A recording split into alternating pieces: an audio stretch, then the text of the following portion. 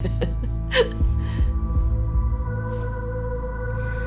呀，现在回想一下，当初仙夫人在家是何等的风光，哪像我们这些可怜的姨娘，在侯爷心里啊，一点地位都没有。哎呀，姨娘，你是不知道啊，你们只看到了仙夫人表面上的风光，不知道她背后的苦。这话是从何说起啊？侯爷那么敬重仙夫人，即使是纳了仙夫人的丫鬟碧玉，也因为爱着仙夫人的情面，几乎都没去过她屋里。碧玉这个事情啊，她另有内情。什么内情啊？这当初仙夫人不是怀了忠哥吗？就无法与侯爷同房了，为了顾宠呢，就抬了这个碧玉做姨娘了。原来是这样啊！哦，对了，姨娘，这个话我看是您我在说的，这个话不要与外人讲啊。嗨，您放心，我啊一定守口如瓶。哎，不过这也奇怪了，你说侯爷对出身好的乔莲房都不曾高看一眼，怎么会看上碧玉呢？那碧玉呢，她也是誓死不从的，一开始。于是这个仙夫人就使了一点手段。什么手段啊？那个碧玉嘛，不是有个妹妹啊？碧玉还有个妹妹啊？我怎么从来都没有听说过啊？仙夫人呢，就利用这个碧玉的妹妹做威胁，然后让碧玉趁着侯爷喝醉了酒，偷偷爬上侯爷的床。侯爷第二天醒来才知道怎么回事，那是不得已才收了碧玉做姨娘。原来是这样。哎，难怪碧玉不受宠，原来侯爷是被逼的呀。所以呀，这侯爷从那以后就再也没进过碧玉的房间了。那这仙夫人的计划失败了，就迁怒于他，偶尔说些重话，那是常有的。那没想到那碧玉呢，她自己又软弱，受不得别人的嘲讽。嘲讽？啊？嘲讽他不要脸，然后说他为了上位，就偷偷自己爬上了侯爷的床，结果碰了一鼻子的灰。你说那谁也受不了这话是吧？他自己又软弱，那后来就想不通，就上吊自尽了。你说这……哎，其实那时候碧玉一直郁郁寡欢，但她什么都不肯跟我说。不过话说回来，如果侯爷当初不那么冷漠，能稍微关心他一点，毕竟已经是侯爷的人了嘛。这人的心如果没有冷透，总也不至于走上这种绝路。谁说不是呢？可你见侯爷对谁痴心重情过？那仙夫人如果不是因为这个，也不会想出抬碧玉做姨娘这事儿来顾宠啊。那倒也未必。我看侯爷对现在夫人就挺上心的。看是现在好，将来还不知道怎样呢。嗨，不说了，来，我们再喝。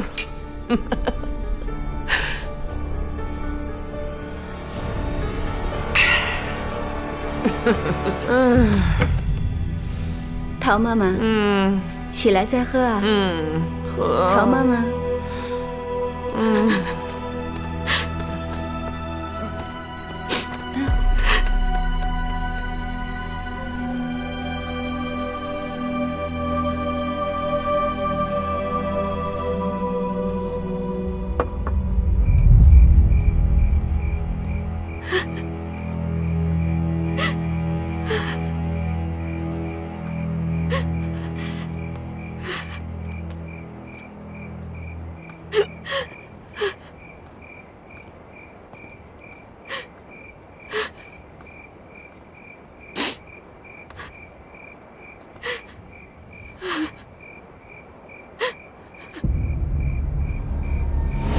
铜碧玉说起来，其实是罗元娘和徐令仪联手逼死的。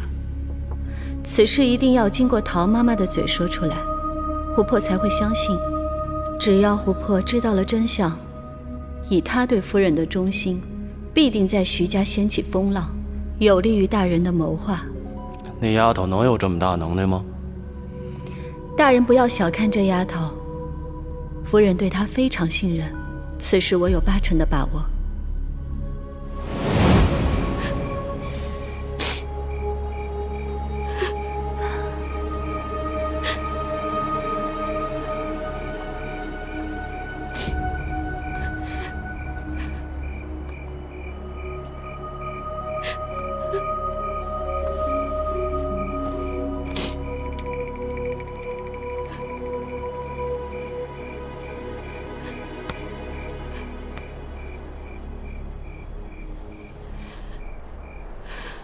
秦姨娘，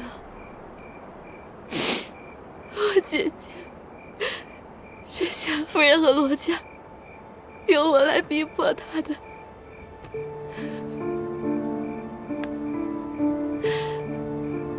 侯爷既然纳了我姐姐，就不该对她置之不理、不闻不问，任由他人欺辱。我姐姐是被罗家和侯爷一起逼死的。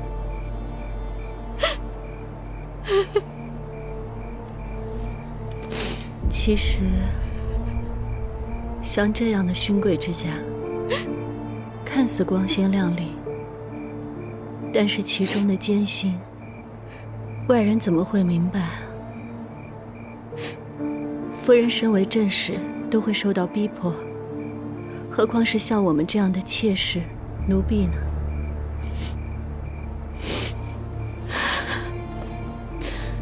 秦姨娘，多谢你让我知道事情的真相，你的恩情，琥珀没齿难忘。欧远行已经离开仙灵阁，不再跟仙灵阁有任何瓜葛。孩儿希望母亲允许十一娘继续留在仙灵阁。欧远行是欧远行，十一娘是十一娘。她骤然离开，难道不会有别的目的吗？十一娘，从今日起，我希望你回归内宅，安守妇道。母亲，我觉得仙灵阁并未影响十一娘在家里当一个称职的主母。十一娘进徐家多年，迟迟没有子嗣，就这一点，足以算得上她不够称职。十一娘还年轻，子嗣迟早会有的。如若侯爷这么维护她，我也不便多说。只是十一娘分心在外，无法全心全意地照顾你，而你身边只有一个秦姨娘，这远远不够。我准备给你纳妾。母亲，这绝不可行。近几日，我会给你准备几个妾室人选。如果你还把我当你的母亲，就不要推辞。行了，我累了，你们都回吧。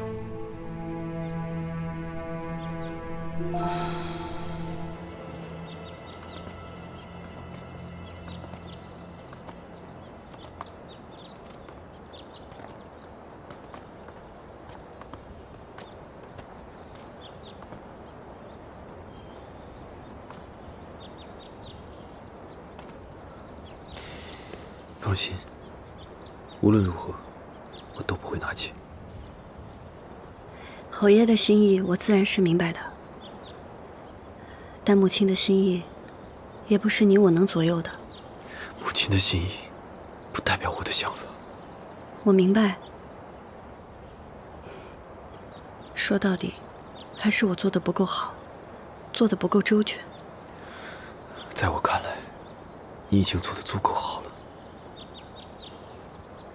我只希望你能顺心而活，一切有我。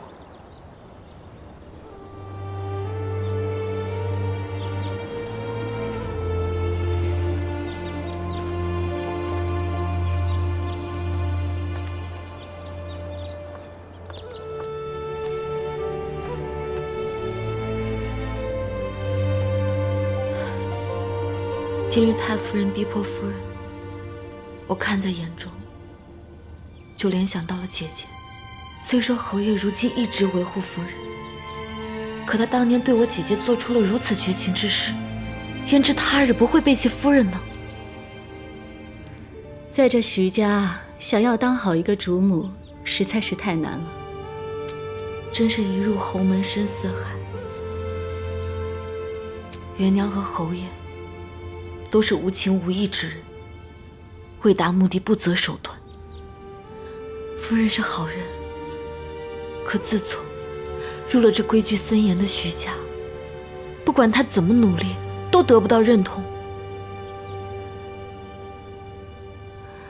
看着夫人日渐消沉，我真的担心她会步了我姐姐的后尘。夫人毕竟是正室，只要她不犯什么错，徐家也不会把她怎么样的。不过说实话，我是觉得夫人不太适合在徐家生活。